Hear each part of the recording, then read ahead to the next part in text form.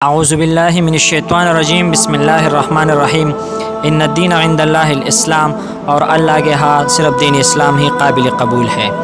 ناظرین کرام، یاجوج و ماجوج یاپس بن نوح علیہ السلام کی اولاد ہیں۔ ان کا ملک قطب شمالی کی طرف حبت اقلیم سے باہر بتایا جاتا ہے۔ اسی کے جانب شمال سمندر ہے۔ سردی کی وجہ سے سال بھر منجمد رہتا ہے، کشتی جہاز وغیرہ نہیں چل سکتے۔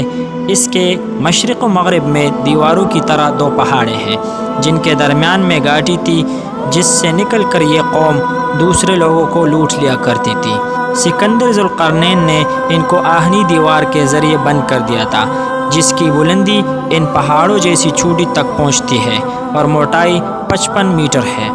رسول خدا صلی اللہ علیہ وسلم کے وقت انگوٹھا اور انگلی سبابہ کے درمیان کے فاصلے جتنا سوراخ ہو گیا تھا۔ وہ لوگ دن بھر اس دیوار کو توڑنے میں لگے رہتے ہیں، مگر رات کو قدرت الہی سے وہ دیوار پھر پوری ہو جاتی ہے۔ جب ان سے نکلنے کا وقت آئے گا تو وہ دیوار ٹوٹ جائے گی۔ پھر یہ لوگ ٹڈیوں کی طرح ہر طرف پھیل جائیں گے اور بے دریغ قتل و غارت شروع کریں گے۔ کثرت کا یہ حال ہوگا کہ ان کی پہلی جماعت بحیرہ تبریہ، جو 10 میل یعنی 15 کلومیٹر طویل ہے، پہنچے گی تو اس کا سب پانی پی جائے گی۔ یہ طبرستان میں ایک مربع چشمہ ہے۔ بعض کے نزدیک تقریباً 20 کلومیٹر اس کی چوڑائی بتائی جاتی ہے۔ پچھلی جماعت کہے گی یہاں کبھی پانی تھا۔ ناظرین کرام، قتل و غارت کرتے کرتے قدس پہاڑوں تک پہنچ جائیں گے۔ وہاں پہنچ کر کہیں گے کہ ہم نے زمین والوں کا تو صفایا کر دیا، چلو آسمان والوں کو بھی مار ڈالتے ہیں۔ چنانچہ وہ آسمان کی طرف تیر پھینکیں گے۔ ان تیروں کو اللہ تعالیٰ خون آلودہ کر کے لوٹا دے گا۔ وہ دیکھ کر خوش ہو جائیں گے کہ اب ہمارے سوا کوئی باقی نہیں رہا۔ حضرت عیسیٰ علیہ السلام اور مسلمان اس وقت غذا کی زبردست کمی اور مہنگائی کے باعث اتنے تکلیف میں مبتلا ہو جائیں گے کہ ایک گائے کی گردن 100 دینار سے بھی نہیں ملے گی۔ حضرت عیسیٰ علیہ السلام اور مسلمان دعا کریں گے، اللہ تعالیٰ دعا قبول فرمائیں گے۔ یاجوج و ماجوج کو طاعون کی بیماری شروع ہو جائے گی۔ ایک رات میں سب ہلاک ہو جائیں گے۔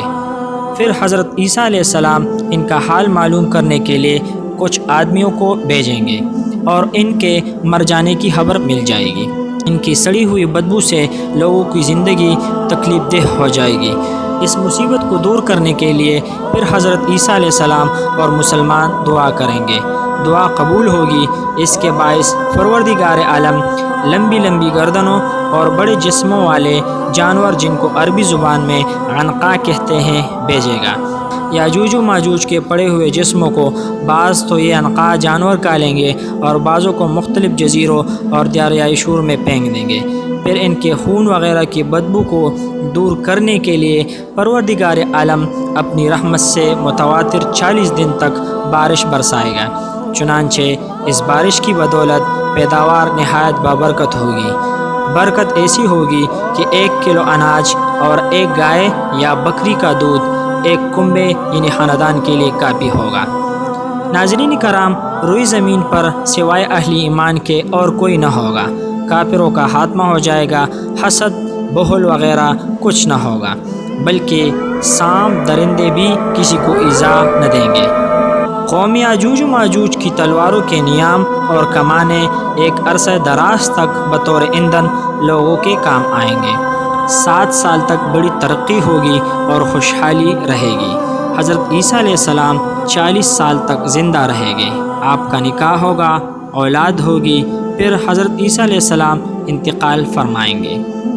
حضرت محمد الرسول اللہ صلی اللہ علیہ وسلم کے روضہ اطہر میں جو جگہ باقی ہے، اس میں دفنا دیے جائیں گے۔ اس کے بعد قبیلہ قحطان میں سے ایک آدمی جس کا نام جہجہ ہوگا، خلیفہ بنے گا، جو نہایت عدل و انصاف سے حکومت کو سر انجام دے گا۔ اس کے بعد چند اور بادشاہ ہوں گے جن کی عہد میں رسوم کفر و جہل بہت زیادہ ہو جائیں گی اور علم کم ہوتا جائے گا۔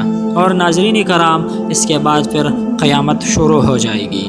مختلف مذاہب، اسلام، عیسائیت، یہودیت، ہندوازم، بودھزم، جینزم اور سکھزم کے مطالعے کے لیے اس چینل کو سبسکرائب کریں تاکہ آپ کو ویڈیو بر وقت مل سکے۔ چلیے ناظرین، ملتے ہیں ایک نئے خوبصورت ویڈیو کے ساتھ، تب تک اپنا ڈھیر سارا خیال رکھیے گا۔